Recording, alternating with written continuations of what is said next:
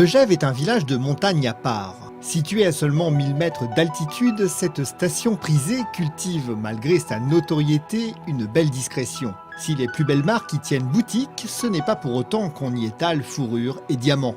Non, Megève semble avoir fait sien ce proverbe « Pour vivre heureux, vivons cachés » ou « Comment être avant de paraître ». Fidèle à l'esprit mégevant, le M est une maison particulière où l'on cultive la tradition dans un esprit contemporain, cet art de vivre à la française qui fait la richesse de notre patrimoine.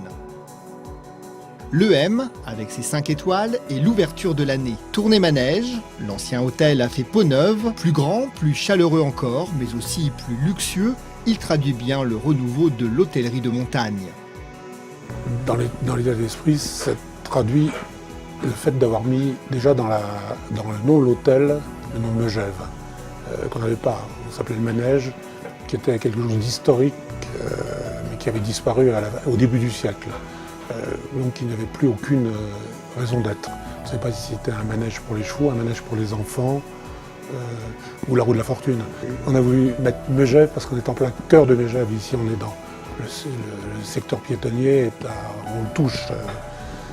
On est à 150 mètres de l'église, de la mairie, du cœur du village. Donc on a voulu se mettre au centre du village. Et le M, pourquoi le M? Parce que la lettre est belle, parce que c'est le M de l'ancien manège aussi. Et voilà pourquoi on a changé de nom, pour montrer qu'on avait un nouveau produit ouvert vers Megève. Ici, ce qui a justifié ce très gros investissement sur un hôtel qui fonctionnait très bien, qui n'était pas du tout en bout de course, c'est l'emplacement au cœur de Megève, l'emplacement, et une station très internationale.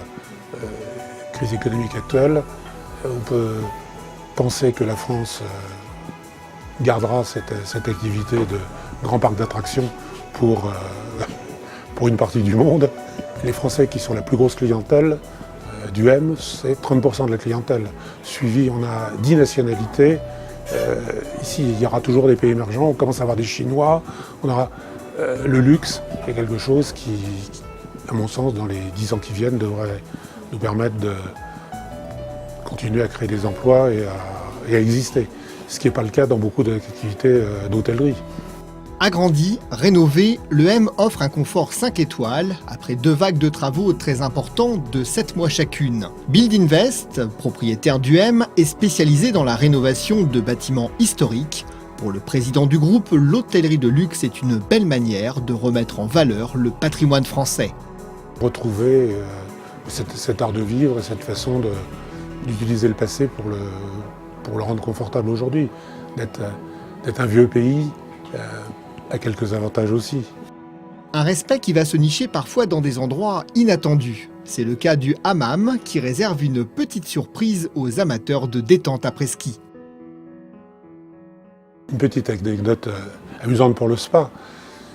Après avoir coulé les fondations des parkings et de l'espace spa fitness, il y avait entre la roche, qui est le massif du Mont Blanc, qui est la roche originale qu'on a décaissée, puisqu'on a enlevé de la terre et des alluvions, et on est tombé sur la roche granitique du massif du Mont Blanc, avec des affleurements de pierres bleues absolument magnifiques.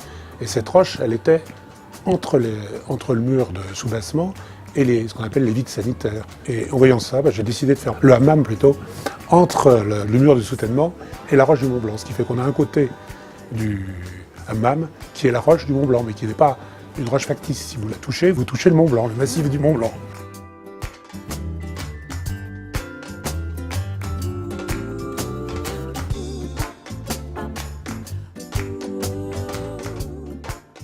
Valoriser l'art de vivre à Megève faisait partie du cahier des charges confié à Jean-Noël Picot, architecte mégevant, qui a conduit les travaux d'extension et de rénovation du bâtiment. Venu à l'architecture par le chalet, il est attaché à une construction de montagne moderne et de belle facture, respectueuse de son héritage et de son environnement. C'est quelque chose qui fonctionne bien mais qui va presque de soi. La montagne n'a pas toujours connu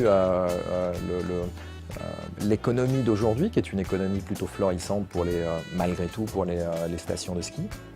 et pour les villages de montagne qui sont devenus des stations de ski comme Megève. Mais c'est culturellement des endroits qui ont été marqués par la pauvreté, par le manque de moyens. Et donc il y a dans l'art de construire en montagne un vrai bon sens paysan qui consiste à faire beaucoup avec peu. Donc l'idée, c'est effectivement, en tant qu'architecte en montagne, de pouvoir continuer dans cet esprit-là.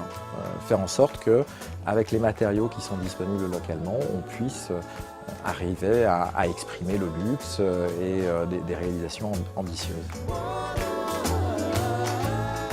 Un esprit alpin amendé d'une note contemporaine que l'on retrouve dans la décoration qui, là encore, fait la part belle aux matières nobles, la pierre, le cuir, le bois et mise sur une pépite artisanale de la région, la filature Arpin implantée à 16.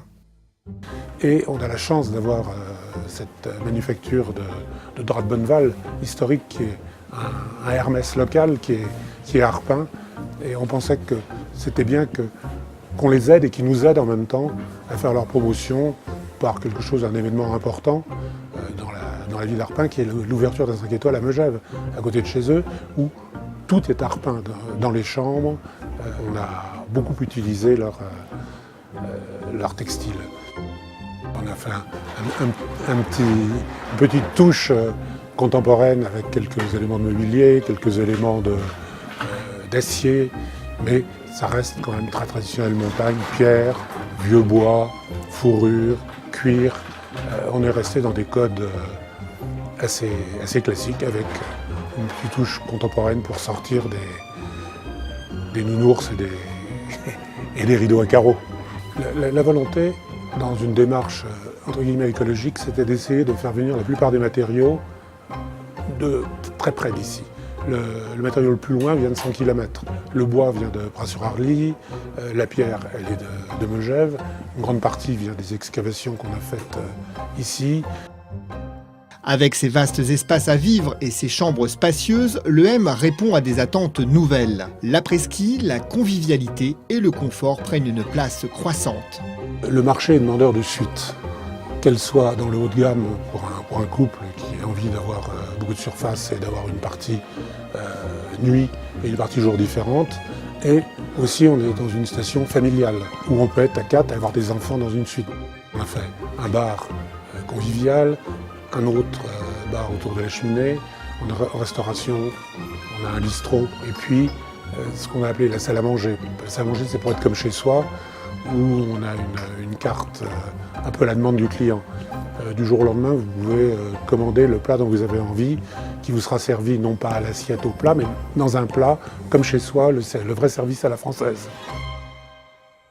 La restauration, pilotée par Stéphane Torreton, s'inspire de l'esprit des lieux pour créer une histoire culinaire. Ici, les espaces ouverts et différenciés invitent à la convivialité en évitant les clichés et le tiercé savoyard, raclette, fondue tartiflette. Esprit calèche, bistrot, table ouverte, on peut au choix passer une soirée entre amis au bar ou au salon autour d'une bonne bouteille, de charcuterie et de fromage affiné ou préférer un dîner gastronomique dans une belle porcelaine de Limoges. Une liberté appréciable quand on séjourne plusieurs jours en famille ou entre amis. Le but, que l'on se sente ici comme chez soi. On a des espèces de restauration, mais on n'a pas de restaurant, ce qui est un peu différent. Au bistrot, on a cette carte sur laquelle on peut, en plus, si on souhaite, faire un choix sur notre cave de vieillissement de fromage, de charcuterie et de vin. Donc ce côté un peu copain où le soir on n'a pas envie de manger et on va se faire un bout de fromage et un peu de charcuterie, une belle bouteille. On a tout un coin de tapas sur la partie bar où on peut se faire aussi un repas un petit peu à l'espagnol ou méditerranéen entre tapas et mezze avec tout un tas de petites choses sur table. Et on peut aussi tourner un repas là-dessus. Ou le côté vraiment classique d'un repas à table. Une belle cuisine classique, de beaux produits et du goût. Le chef formé à l'école des Taïwan, Ledoyen et Drouan mise sur la technique et les belles bases classiques. Un jus de veau, une bisque, un beau millefeuille, c'est un autre aspect de ce patrimoine que le M, en maison française de tradition, met à l'honneur. Aujourd'hui, avec toutes les émissions qu'on peut avoir, on parle uniquement que de visuel et pas de goût. Même si on en parle, on ne sait pas si c'est bon. On est plus ici dans une notion de faire plaisir aux clients et de transmettre quelque chose entre les deux. Souvent, les gens m'appellent chef, mais je préfère limite qu'on m'appelle Stéphane parce que voilà, je veux avoir une vraie proximité avec les gens, qu'on puisse me dire bien ou pas bien, mais qu'il y ait un échange entre les deux. Le cahier Moleskine qui est là sur la salle à manger, c'est vraiment à ça en lien. On écrit à la main, c'est pas un truc qui passe dans une imprimante ou qui est imprimé. Donc on passe du temps à écrire, donc on a une vraie attention précise. Quand j'ai commencé moi en cuisine, c'était le maître d'hôtel qui écrivait les cartes à la main complètes tous les jours. Les plus beaux repas, ils ne se font pas toujours par le produit, mais une soirée avec des copains, avec un morceau de fromage, une bouteille de vin, et vous avez passé un super moment, ils vous ont rappelé.